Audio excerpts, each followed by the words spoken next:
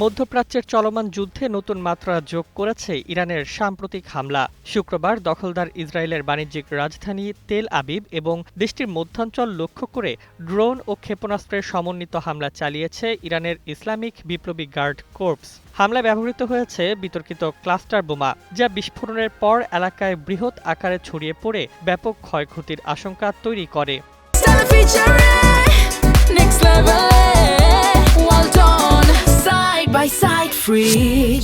আন্তর্জাতিক সংবাদ মাধ্যমের প্রকাশিত ভিডিওতে দেখা গেছে আকাশে বিস্ফোরণের পর একাধিক ছোট বোমা বৃষ্টির মতো ছড়িয়ে পড়ছে ইসরায়েলের মধ্যাঞ্চলে। এসব সাবমিউশন বা ছোট বোমা বিস্তৃত এলাকায় আঘাত হানায় আতঙ্ক ছড়িয়ে পড়ে স্থানীয়দের মধ্যে। তবে সর্বশেষ খবর অনুযায়ী এই হামলায় এখনও বড় ধরনের হতাহতের খবর পাওয়া যায়নি। ইরান এ হামলায় ব্যবহার করেছে তাদের অত্যাধুনিক খাইবার শেখার নামের সলিড ফুয়েল মিডিয়াম রেঞ্জের ব্যালিস্টিক ক্ষেপণাস্ত্র। ২০২২ সালে প্রথম উন্মোচিত এই ক্ষেপণাস্ত্রটি ইরানের তৃতীয় প্রজন্মের উন্নত অস্ত্র হিসেবে বিবেচিত হয় এবং প্রায় ১,৪৫০ কিলোমিটার দূরের লক্ষ্যবস্তুতে আঘাত হানতে সক্ষম। বিশেষজ্ঞদের মতে এই ক্ষেপণাস্ত্রের অন্যতম ভয়ঙ্কর দিক হল এর ক্লাস্টার ওয়ারহেড।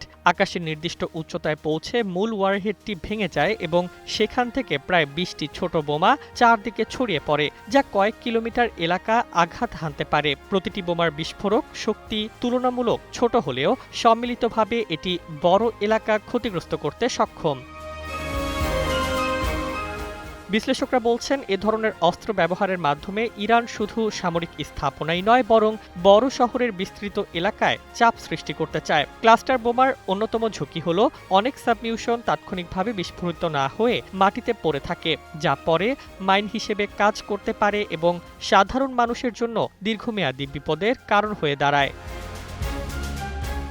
ইসরায়েলের প্রতিরক্ষা বাহিনী জানিয়েছে, আকাশ প্রতিরক্ষা ব্যবস্থা সক্রিয় করে অনেক ক্ষেপণাস্ত্র ভূপতিত করা হয়েছে। তবুও কয়েকটি সাবমিউশন ইসরায়েলের মধ্যাঞ্চলে আঘাত হানে এবং বিভিন্ন স্থানে বিস্ফোরণের শব্দ শোনা যায়। চলমান সংঘাতে ইতোমধ্যে দুই পক্ষই একাধিকবার ড্রোন, ব্যালিস্টিক ক্ষেপণাস্ত্র ও বিমান হামলা চালিয়েছে। তবে ক্লাস্টার বোমা ব্যবহারের ঘটনা যুদ্ধকে আরও বিপজ্জনক ও অনিশ্চিত পর্যায়ে নিয়ে যেতে পারে বলে মনে করছেন সামরিক বিশ্লেষকরা। ফলে মধ্যপ্রাচ্যের এই সংঘাত এখন আর শুধু সীমিত প্রতিশোধমূলক হামলায় আটকে নেই, বরং প্রতিদিনই নতুন অস্ত্র ও কৌশলের ব্যবহারে তা আরও ভয়াবহ রূপ নিচ্ছে।